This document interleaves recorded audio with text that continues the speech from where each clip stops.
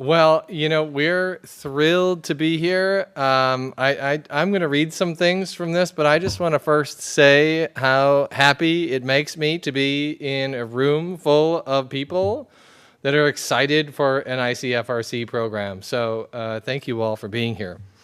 My name is Peter Gerlach. I am ICFRC's Executive Director. I also teach at the University of Iowa in the International Studies program.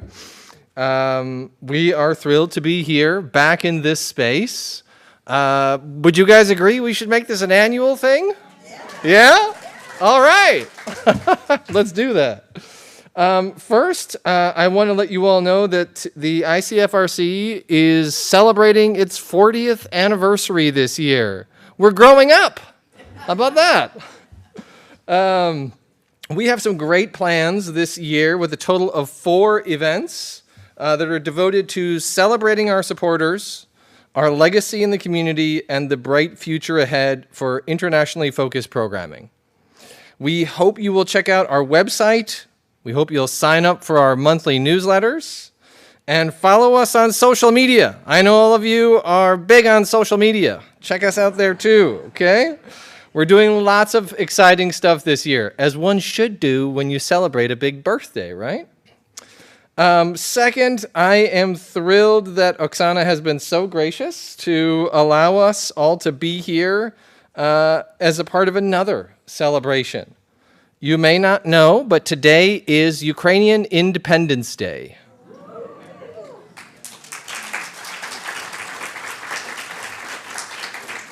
So what an opportunity we have on this special day to learn firsthand from and with Oksana about this beautiful and besieged nation. Third, I want to tell you that we are excited to share that today's program is a part of a new series that ICFRC is doing, funded in part by Humanities Iowa and the National Endowment for the Humanities. And we hope you'll join us for the 5 other programs in this series, and more information can be found on all those online places I referenced before. So for today's program, we would ask 2 things if you are willing. There are a lot of people, and I know that our funder for this program would love to be able to see that in full display. There are paper copies of the sign-in sheet. If you're willing and if you're able, that would be great if you would put your name down, maybe at the least. I know it asks for a lot of information. Don't give them more than you need to, okay? And second, after the program, and again, only if you're willing, there are copies of a program evaluation form, a very short survey that our funder would like to learn more about what you thought of this program and the kinds of programmings they support. Again, I want to say thank you all so much for being here. ICFRC is successful because of all of you wonderful people in our community. With that, please welcome our host, someone I think all of you know well, Karen Chappell.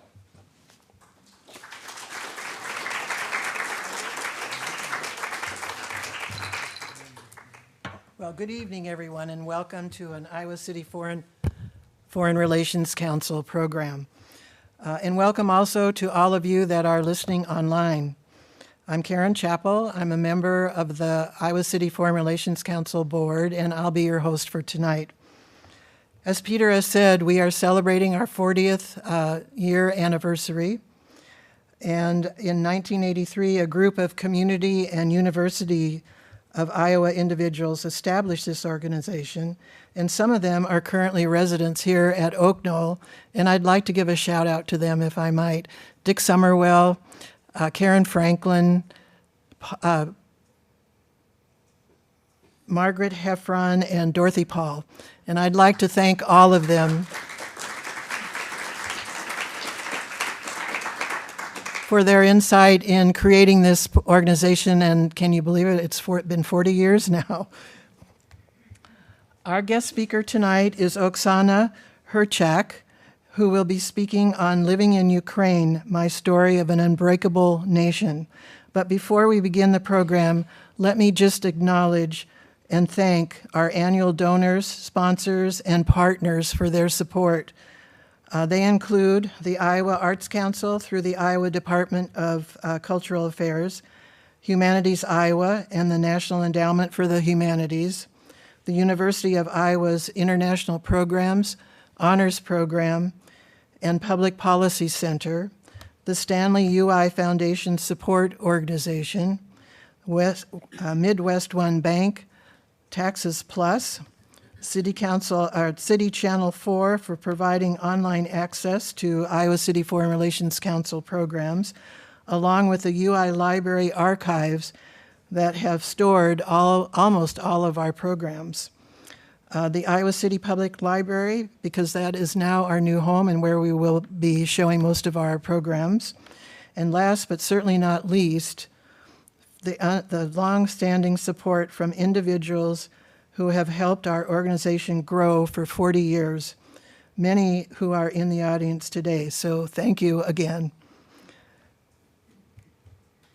The Native American Land Acknowledgement, which we read each time we have a program. ICFRC has adopted the Native American Land Acknowledgement prepared for the City of Iowa City's Ad Hoc Truth and Reconciliation Commission and Human Rights Commission. ICFRC recognizes that our home community of Iowa City now occupies the homelands of Native American nations, to whom we owe our commitment and dedication.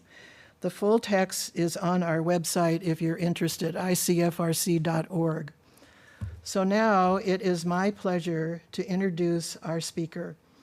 Born and raised in Ukraine, Oksana Herchak landed in Chicago on August 24th, 2021, which is also the Independence Day of her home country.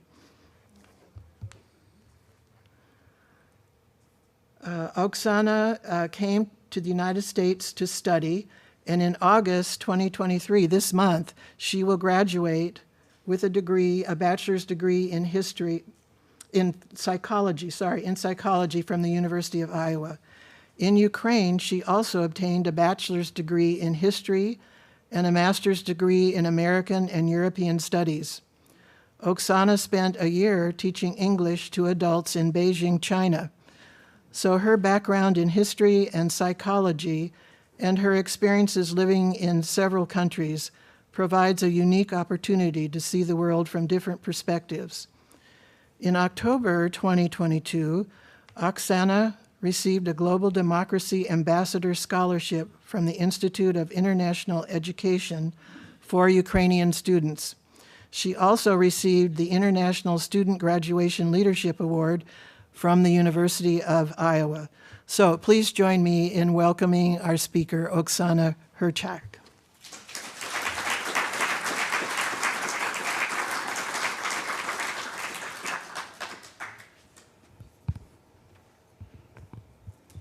Yeah, hello everyone.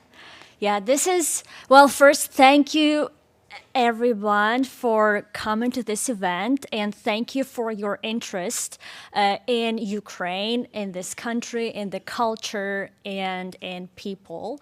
I really appreciate you all being here today. And this, for me, this kind of event where there are so many people listening to what I have to say is the first one. So I'm a little bit nervous, but at the same time, I'm very, very excited. So let's see what you will learn today. All right, so I'd like to start with telling you a little bit about myself. And so this is my name in English and my name in Ukrainian. In Ukrainian, we speak Ukrainian. And we use Cyrillic, so that is why those letters are different from English. So, I was born and raised in the western part of Ukraine, in a small town of Chervonohrad. Well, probably not small, because we have 70,000 people, pretty big population comparing to, for example, Iowa City. But in Ukraine, it's considered a middle-sized town. Yeah, a big town is a city is 1 million people or maybe a little bit more. And here, I started my, let's say, journey in Iowa in 2000, I think 20, when I enrolled into Indian Hills Community College. You might have heard about it. It's in Ottumwa in Wapello County.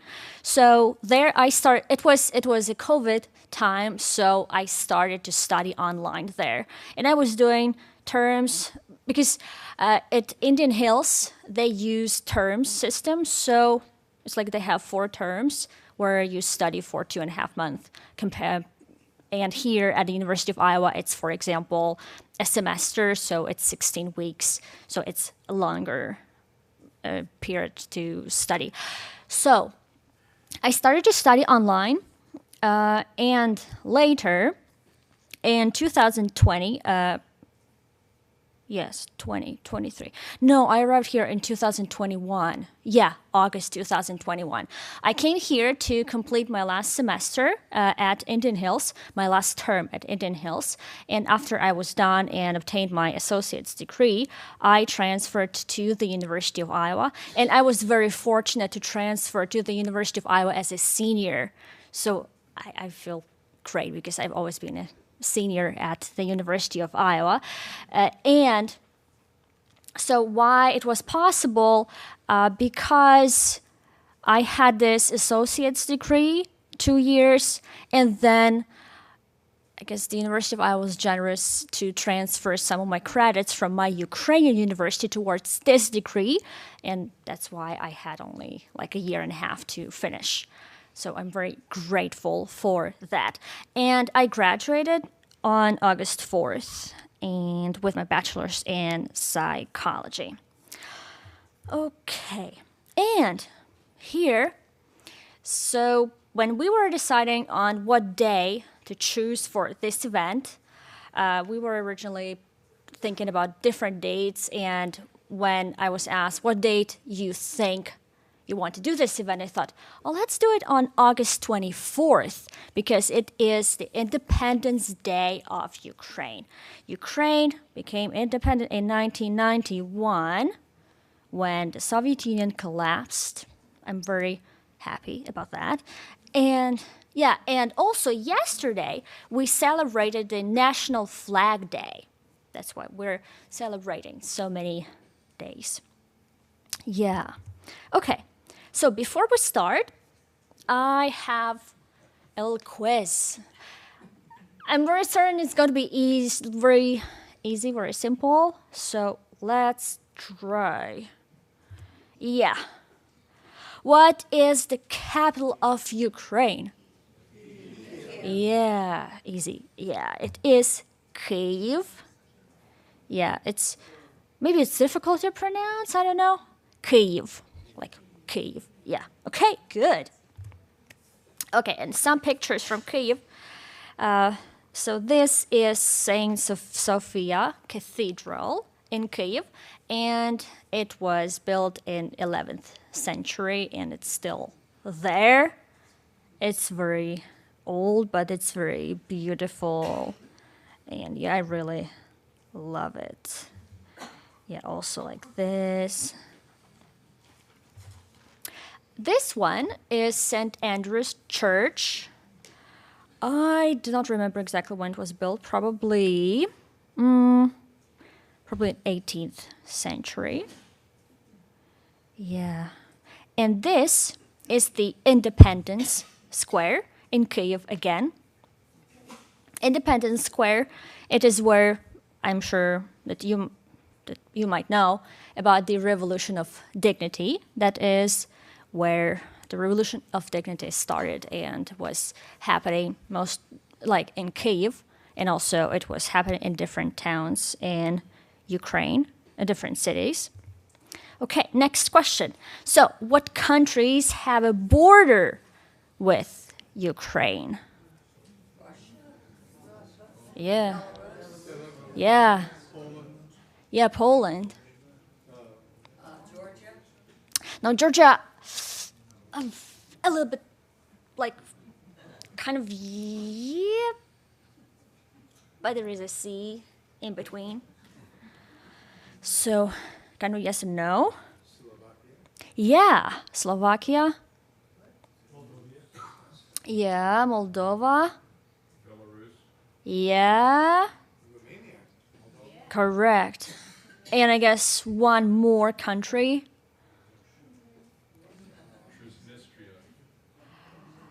Uh, yeah, Moldova. And there is one more. Let's see. I believe I didn't hear. Hungary. Yeah, so Moldova, Romania, Hungary, Slovakia, Poland, Belarus, and Russia. Yeah. So pretty, like, a lot of countries. Okay. Okay, and next one. What is bigger? Ukraine or Texas? Yeah. Actually, yeah. So Ukraine is slightly smaller than Texas. Yeah. Texas is pretty big. Yeah. Okay. What about this one? What is bigger, Ukraine or France? Yeah, Ukraine is so big. So, yeah, that is correct. Okay, and maybe the last one. What is the national dish of Ukraine?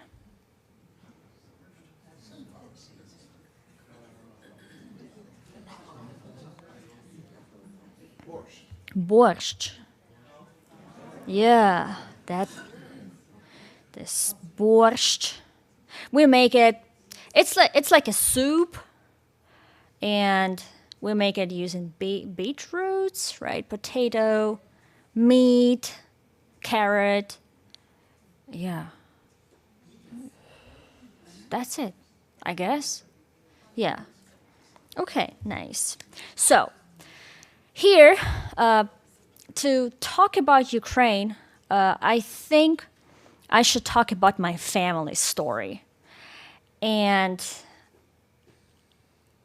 I think a lot of families are actually, their stories are similar to my story in terms of what a family had to go through.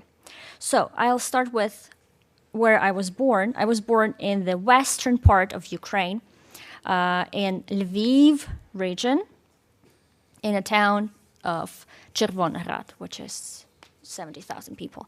So my parents, my mom, both of my parents worked at a coal mine, but my dad worked underground, so he was a miner. And my mom, she worked at a coal mine, but she worked on the surface. She was working with equipment for people who were going underground. Yeah. And this is a little bit about my hometown. So we were the first town in Ukraine that demolished Lenin's monument. Yeah, wow. Yeah, and now maybe it's not really visible pretty like well enough, but now on that almost at that place or nearby there is a big cross. Yeah, because yeah. Okay. And here, oh, and that is the small one, the small picture, it is how it was before and how it is now. So before, yeah, and you see there is the woman with a scarf is my mom. And what is behind her, it's like a board with pictures of people, how do you say it? Like people, like respected people in a town, or someone who has some kind of achievements. So yeah, it was during the Soviet times, so that now it's not there anymore, and instead we have Ukraine like this. Okay, and here is a church. The one on the black and white picture, well, it's actually kind of brown. It is it was a Catholic church, Roman Catholic church before, but now it is Orthodox church.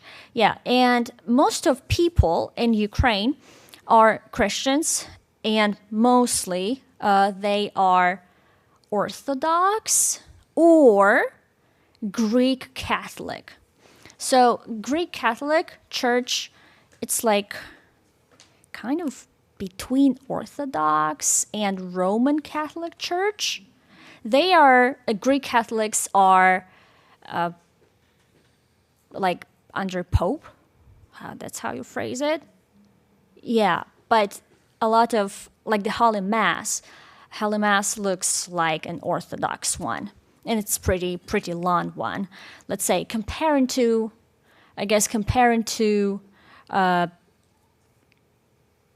other Christian churches, there is a lot of singing. Yeah, and I guess it's the Holy Mass is a little bit longer, I guess, than usually in all the churches I've been to. Yeah, and also we do have Roman Catholic people, but they are like a minority. And also, well, yes, of course, we have all different Christian churches, and also we have Muslims, and yeah, so we live all together in Ukraine. Okay, and here is a shopping mall in my hometown, and before it was a cinema. Okay, and me and my mom at a stadium. So I guess I was probably 26 in that colorful picture, and maybe 3 or 4 in that black and white picture. Okay, so I was going to tell you about my family story. So my grandma, my mom's grandma, her name is Hanna. She was born, like she's Ukrainian, and she was born in Ukraine, but she was born here. She was born here. Oh, and my hometown is there. And in 1951, there was this Polish-Soviet territorial exchange when Polish People's Republic and Stalin decided to exchange territories. And of course, it was without asking people about what their opinion was. So one day, the police came to my grandma's house and they said, "Okay, like you have, I don't know, you have 1 day or 2 days to get ready, and you have to leave." So my grandma, at that time, my grandma was, I guess, 13, because my grandma was born in 1938, and the exchange happened in 1951, so she was probably like, 13. And they had to move to a different part, which is now Kherson region in Ukraine. And at that time, my grandma's family, I guess they had just built a house, and they had land, and they just had, like, they had animals, they had everything. They just had life, like normal life, but one day they were forced to move just because. But at the same time, Polish people who lived at the territory, the northern territory, they were forced to move to the territory which now belongs, which is now Poland. So this was kind of it was very cruel exchange of territories. Yeah, and later, my grandma lived in Kherson region for, I don't know, for probably 4 or 5 years. And when she was probably around 20 or 19, she moved to my hometown. Even though it was, she just moved there with her family, and that is where she met my grandfather, and that's it. From my dad's side, So both of my grandparents from my dad's side they also faced deportation, but this time to Siberia, to that part, which is now, I guess it's probably more like Ural. It's Chelyabinsk region, and so my grandfather, he was forced to work for Germans during the Second World War, as far as I know, because that is, it's not like I don't know much about this because we don't. I don't know. In our family, we didn't talk much about it, to be honest, because of course when there was Soviet Union, it was something that people had to hide, and it was not in the newspaper, so it was not in books, and it wasn't anywhere. So people people were not talking about it. So when my grandfather he worked in Austria for Germans, and then I guess it was 1944 or sometime around that, or maybe it was 1945. Well, when Americans came and they liberated people, and Americans offered my grandpa to go to America, and they said, that's what my dad told me. They said, like, you better come with us because like if you go back home, you will not you will not have anything good there if you go back home. But my dad, I guess he had spent for around 4 years there, so he wanted to go home. He had strong bonds with home, so he wanted to come back. And when he was going, so he decided to go back, and he was traveling. The way he went back was through Hungary, through Romania. I'm not sure about Moldova, but that's how he arrived back home. And in a few days, or maybe in a few weeks, he was deported to Russia. Yeah, to that Chelyabinsk region. Yeah. And my grandma also, my dad's mom also faced the same kind of deportation.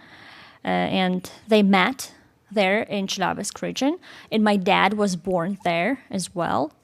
And later when he was 5, they returned back to Ukraine, to the western part of Ukraine.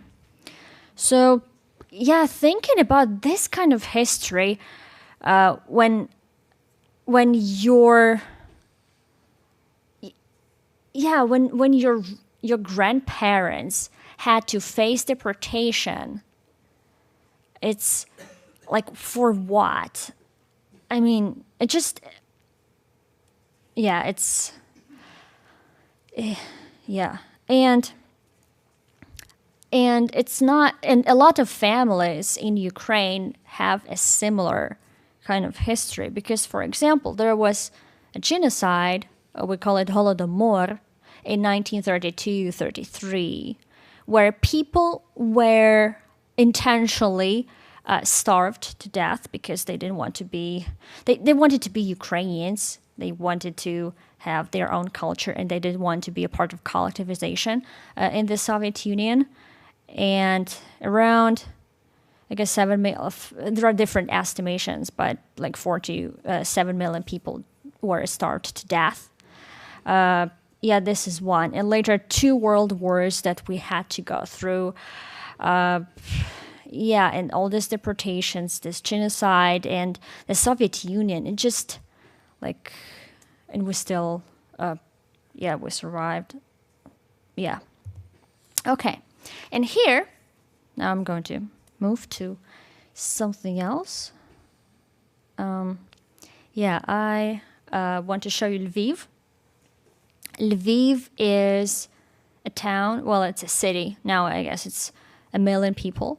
And Lviv is in the western part of Ukraine, and this is a city where I studied. Yeah, this is the downtown, the city center, as we call it, and with this architecture. Okay. Yeah. Okay. Yes. Okay. So, what I'd like to tell you probably about a little bit about education in Ukraine. Yeah, because I'm showing Lviv. And so, in Ukraine, we have kindergartens. Yeah, children go there up to the age of 6, I guess now. Because before, when I studied, we started school when we were 7. Some kids started when they were 6 or 8 or like that.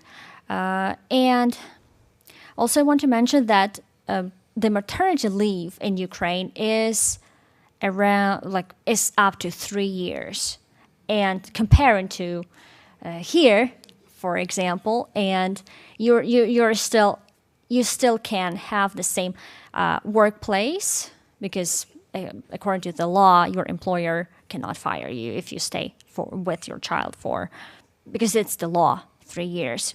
And then kids go to kindergarten and they go to school, and our elementary school is 4 years, and then middle school is up to 9th form, and high school is for 2 years, and then we go to the university. Yeah. And just like here in America, bachelor's degree is for 4 years, and master's 1.5 years and 2. But here, for example, in America, you have, and during your bachelor's degree, you have a lot of general education classes. And let's say students have an opportunity to explore what they like. Maybe they can take math classes, they can take statistics, they can take psychology, or they can take humanities, and so on. And later, you can still graduate with general. I think it's possible to just graduate with general liberal arts degree. But in Ukraine, it's not like that. When we go to the university when we are 18, and let's say at that time, you kind of need to know what you want, because you start studying, you decide on a subject, and then you studied for 4 years. So, for example, if I decided to study history, I had to study history for 4 years. And yeah. And then at that time when I studied, we, let's say master's was kind of compulsory, where you had to do it. So if you just have a bachelor's, it was kind of not really a complete degree. You have to go from the first to the 6th or 5.5 year. And then it was not very popular. It was not very common to change your major after the bachelor's degree to when we couldn't really apply for a different kind of master's program. We just had to go from the first year to the 6th one. Okay, I guess that's it. And also, we have quite a bit of foreign students in Ukraine.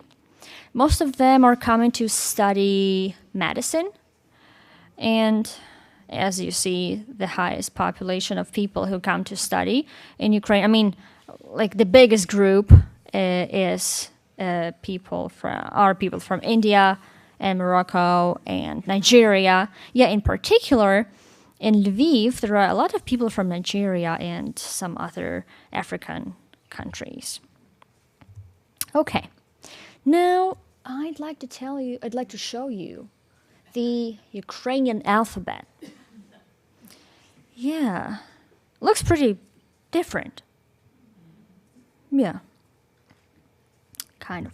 Yeah. And also, I want to tell you that here we have all those, well, we have 4 countries, 68%. This is the percentage of similarity with other languages. So 68 with Slovak language, 70 with Polish, 84 with Belarusian language, and 62 with Russian. So yeah, if I speak Ukrainian, I can kind of easily learn any other Slavic language. Yeah, so that's how I just learned Polish. I think it's pretty similar. So, yeah. And here, I'd like you to. This is a video that that was made for a project in the university at the University of Iowa here. And here I speak Ukrainian. It's me talking about the war, about Ukraine, and why I decided to come to Iowa, and a few different things. And it has subtitles in English. So here you can listen to the video, watch it, learn something, hear Ukrainian, and yeah, okay. It is 7 minutes. Okay, let's do it.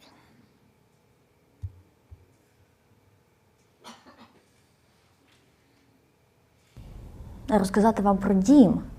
Перше, що мені спало на думку, це хліб. Хліб український, свіжий хліб. Ну, ви заходите в Google і ви можете почитати, що відбувається. Але що я можу сказати, це те, що Україну руйнують. Руйнують школи, університети, електростанції, інфраструктуру, тобто руйнують все. І вбивають невинних людей.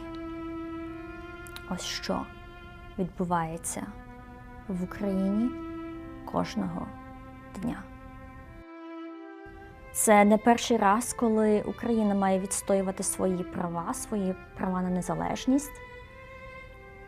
І ми, українці, попри труднощі, які у нас є, ми не збираємося здаватися.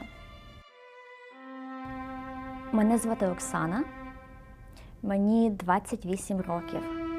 Я народилася в Україні, народилася і виросла, зокрема у Львівській області в невеликому містечку Червоноград. Зараз там проживає моя сім'я у Львівській області, мої батьки, мій брат та його сім'я, а також інші родичі. Мої батьки вже не працюють, вони вже на пенсії. І раніше вони працювали на шахті. Тато працював під землею, мама працювала на поверхні. І зараз вони всі, тобто моя сім'я зараз там, в Україні, в Червонограді. Перед тим, як я приїхала сюди, в Америку, я вивчала історію у Львівському національному університеті. І сюди, в Америку, я приїхала у серпні минулого року, тобто у серпні 2021 року. Сюди, в Айову, я приїхала вивчати психологію. І зараз я навчаюся на останньому курсі. Україна була зі мною всюди, і як би це не звучало дивно, багато інших місць нагадують мені Україну. От не знаю, наприклад, Айова, так. Мені здається, це як Україна, тільки всі розмовляють англійською мовою. Я не знаю, я почуваюся тут добре, так само, як в Україні. І тут дуже дружні люди, дуже щирі, дуже відкриті. І так, я почуваюся тут як вдома.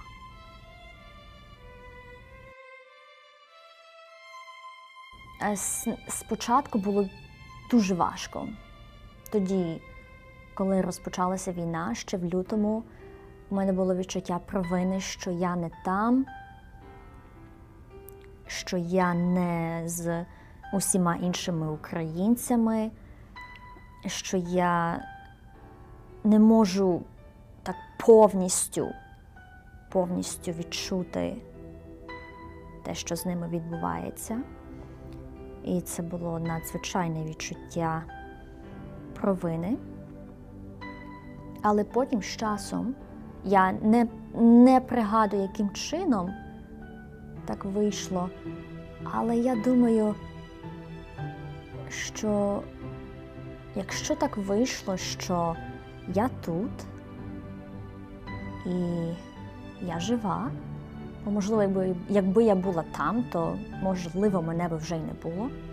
Ніхто не знає. Тому, якщо я маю такий дар життя, я повинна, по-перше, бути вдячна за це,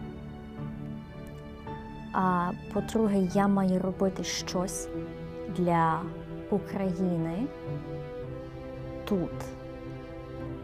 тут, де я є. І я навчаю української мови, тобто я намагаюся якось популяризувати українську мову та культуру. І це, здається, Україна, здається, дуже далеко, і так ніби я не знаю, де вона є. Але я хочу, щоб вона була трохи ближче до людей. І, наприклад, багато людей сказали мені, що вони вперше побачили людину з України. І, звичайно, їхнє враження про Україну буде базуватися на тому, яке враження вони мали, коли вони побачили мене, я так думаю. Тому я сподіваюся, що в них будуть тільки гарні асоціації. Але попри те, що відбувається в Україні, я хочу, щоб усі знали, що Україна – це синонім до слова «незламність». Це не перший раз, коли Україна має відстоювати свої права на незалежність. І ми, українці, попри труднощі, які у нас є, ми не збираємося здаватися.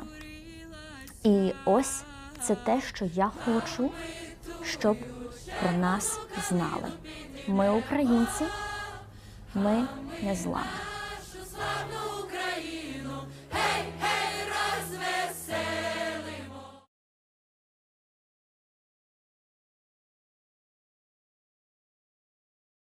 Brett's been thinking about this Halloween since last Halloween. Okay. Yeah. Yeah, I still feel very grateful for being where I am and for all the people who surround me, for all the people who help me. And yeah, the video was recorded a little bit earlier, last year, and a lot of what I said here, it is still true. We are still trying our best, what we can in Ukraine. And yes, we're not going to give up because our dignity and our freedom is very important to us. And we're just going to stay until the end. And that is just the only way I see. Okay, and let's see, it's 7:53. So here also, I would like to invite you to my mom's. She paints. She paints, and she's going to sell her works at Public Space One. So here are what she painted, because we already, she already organized one. One, it was like a silent auction there, in at Public Space One, and there is going to be one more here in on September 3rd.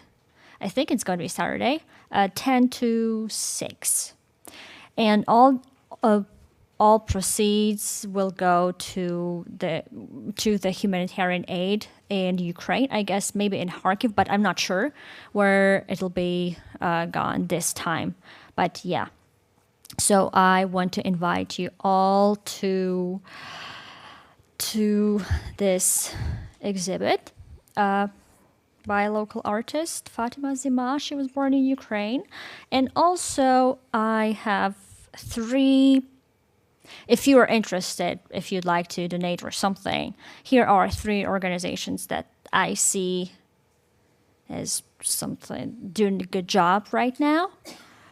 Yeah, Serhiy Pritula Charity Foundation, Rasm for Ukraine, and Come Back Alive. And also, I want to say sometimes people hear that I'm from Ukraine and they watch news and they watch what's going on in Ukraine right now. And when they hear where I'm from, they sometimes feel hesitant because they feel like they don't know what to say. It's like, should we talk about what's going on, and maybe she doesn't want to talk about it, or maybe it's not nice, or maybe like I will be impolite. But no, like I encourage you to talk about it, and I encourage you to ask questions when you see a Ukrainian, and because we want to talk about it, and it is a great way to support us. Yeah, and I didn't make a thank you slide because I was so nervous, like how it's going to be here. Yeah, but I'm really thankful to all of you for coming here. And now, if you have questions, please feel free to ask me anything you want.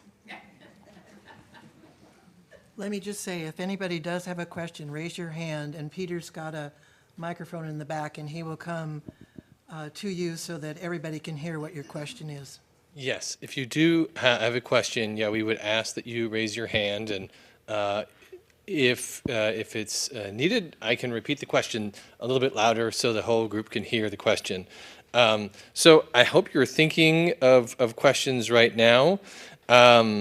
Before we begin with them, I do want to say that ICFRC wants to thank its members and donors for their support. And if you would like to join ICFRC or make a gift to support our programs, please do go to icfrc.org. Yes, we have excellent programs, and we're so grateful to you, Oksana, for sharing your story. Thank you. I saw a hand over here. Yes. I'd like to know what she's going to do next. Yeah, what are you going to do next, Oksana? What does the future hold for you next? We'll see. Well, yeah, so I graduated on August 4th, with a bachelor's in psychology. And right now, I am doing interviews for a job. So I don't have anything set for now yet, so I don't have a clear answer for you now. But once I do, I will let you know. Does it feel challenging to you? Is it upsetting to you that in your options in the future, going back to your homeland is not one of those right now? No, because I think, honestly, bachelor's degree is not enough. Oh, So bachelor's degree is not enough because I cannot be a therapist. In the future, I'd like to be a therapist and maybe do something else because I like doing all these different things all around. And to be a therapist anywhere, I need at least a master's degree. So for now, I'd like to go to work for maybe a year or two or something, and then I'd like to continue my education. Yeah, and even though I'm from the western part of Ukraine, it's still dangerous there. So, yeah. Yeah, thank you. Are you posting the program on your website? Yes. Yes, we will post the program on our website. We record all of our programs, so yes. If you'd like, Oksana's video was just it's very powerful, right? If you'd like to see it again, yeah. Other questions for Oksana? Yes, up front. Yes, sir.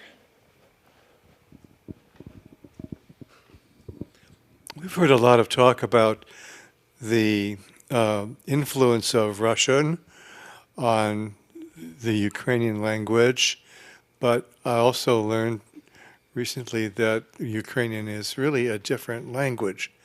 So how is Russian language being received right now in Ukraine? I know it used to be that a lot of people spoke Russian. What's happening? So a lot of people now are trying, those who spoke Russian, they are trying to switch to Ukrainian because when you are in Ukraine and you are going through this war, like you just have negative associations with everything, including language. So they are trying to switch. But there are also people who still speak Russian, and they have a right to do so. Yeah, because somehow in the past we coexisted on one land, and like they spoke Russian. Who's they? Some people spoke Russian, some people spoke Ukrainian, and it was okay. But now people are trying to switch to Ukrainian, and I think it's a good thing because the language is something that forms your identity. Yeah. But there still will be people who will speak Russian because, after all, if you speak any language for a long time, it's not that easy to switch. So, yeah, so it's going to be a process, maybe a slow one or be a little bit faster, but I hope, yes, I do hope that more and more people will start speaking Ukrainian, more of Russian speakers. Yeah, I'll come up front. What is your question, ma'am? Did the COVID-19 pandemic affect Ukraine very much? Or? Yeah, so did the COVID-19 pandemic affect folks in Ukraine? There's a lot going on at the same time, right? The war, the pandemic. I'm not sure, because it feels like it was 100 years ago. Because now we have the war and like COVID doesn't exist anymore. I mean, we don't know. Like we feel like it's something that is not there anymore. But yeah, we did have lockdowns. We did have a lot of, I think, a lot of companies closed, and yeah, to some degree it affected. Yeah, and people were sick, and yes. Did you learn English in Ukraine? Did you learn English when you were growing up studying in Ukraine? We had a few lessons at school, but I didn't really speak the language before, like at school. I started to when I started to study at a university in Ukraine. I decided I needed English, and I hired a private tutor who could work with me. And then I liked meeting with foreigners a lot. And when you do not speak their language, like even if you do not speak the language well enough, when you immerse yourself into an environment where you just have to speak because they do not understand Ukrainian, that's how you learn. So true. Other questions? I saw, yes, you ma'am here in the gray? Yeah, I want to know if they had food and electricity throughout her family. Yeah. How about your family? Have they had access to things like food and electricity during these difficult times? Right now, you mean? Yeah, through the course of the war, yeah. Yes, there were a few times when there was no electricity, but our region, the western part, is not as badly affected as the eastern part, for example. Yeah, so Russia is still trying to ruin the infrastructure in everywhere, but we're trying to adjust. And also we had this, how you call it, power outs in Ukraine, when, let's say, you have the light only for 4 hours a day, and later they try to save the energy. So, yeah, in food, I think there wasn't really a problem for my parents with food. Did you have a question, ma'am? Yeah. How often are you in touch with your family? Yeah, that's a good question. I was wondering the same. I'm sure you talk with your family, your parents. What do you hear from them? What are they telling you about what things are like for them on a daily basis? Yeah, I talk with my mom every day.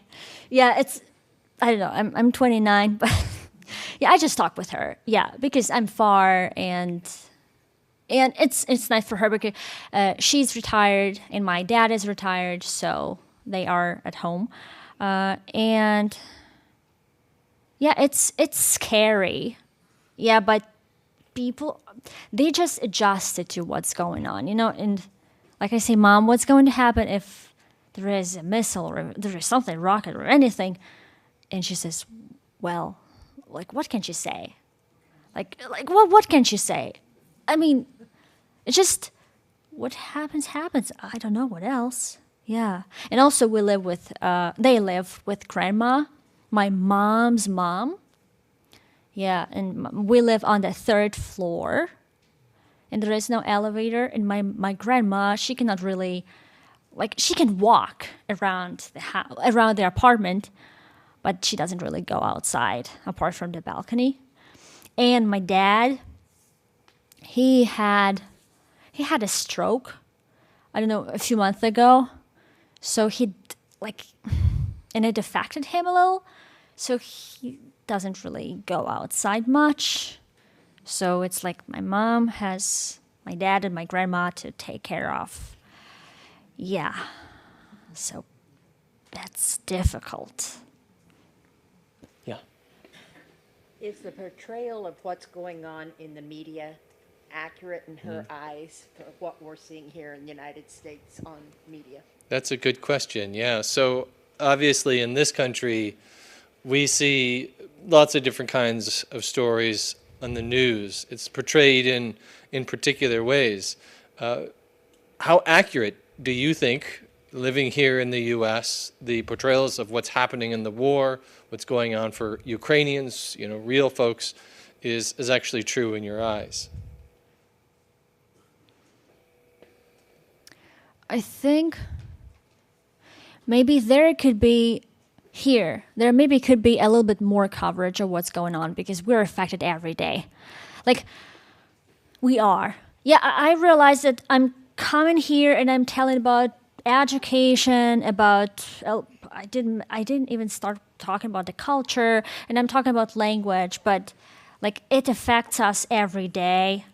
And there are those drones flying, and people are dying every day, and soldiers are dying every day. It's going on every day. I read a lot. I read Ukrainian news a lot, and not that much American ones.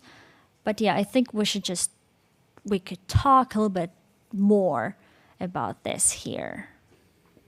That's an excellent point, and I wonder for folks in the room or people in this country who can't easily sit down with a Ukrainian, what do you recommend for people who want to learn more and to understand better what the realities are like for Ukrainians, to get the real story, the one that you're telling us? If someone wants to learn more about Ukrainians and talk more about Ukraine, there are quite a few people who came to the United States like refugees. In particular, I know there are some in Burlington, in Iowa, and there are here. Yeah, probably. I don't even know what to say.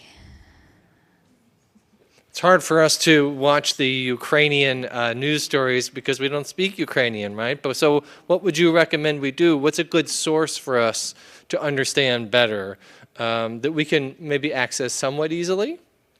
What would you recommend? Oh, for example, there is my friend from Ukraine. Yeah. Oh, hello.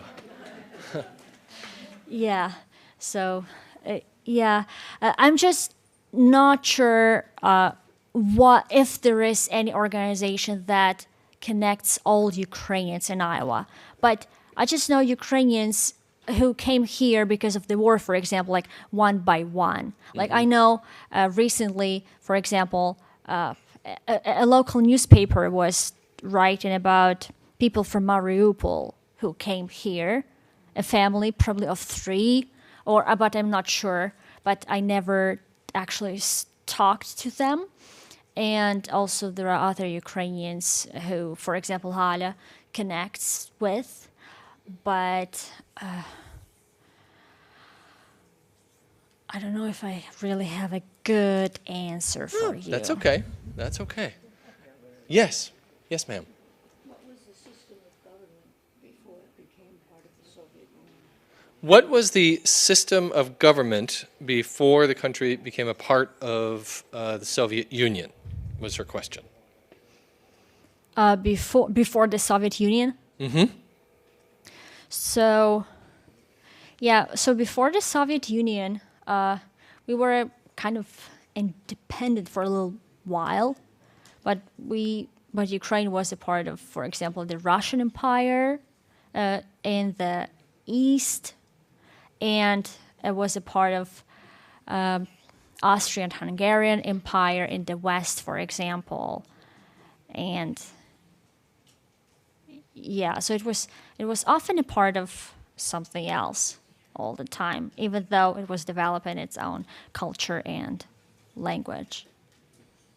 Well, maybe I can ask you one final question. Yep. What gives you hope today? Sorry? What gives you hope today? What gives me hope today? Yeah.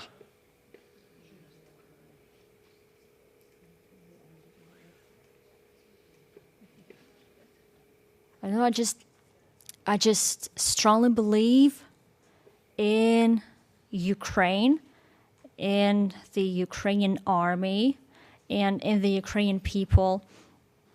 And so far we have gone through a lot of adversities historically, so we can go through this again. And a lot of people, a lot of countries support us. So just like I'm very confident that we're going to win this war. Thank you. May I give it back to you, Karen?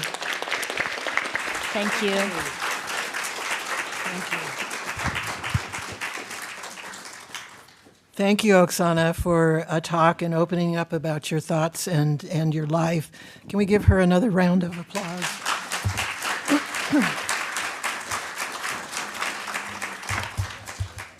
So this concludes our program. I just want to say that we have another program on September 6th with Ambassador Ron McMullen. It'll be at the Iowa Public Library, and it will be celebrating what we used to do in the past with having lunches and programs at the same time. So if you're interested in being part of that, RSVP, I think we only have space for 80 people. So if you're interested, please please get online and respond. So this concludes our program, and I'd like to thank you for joining us tonight, and we are adjourned.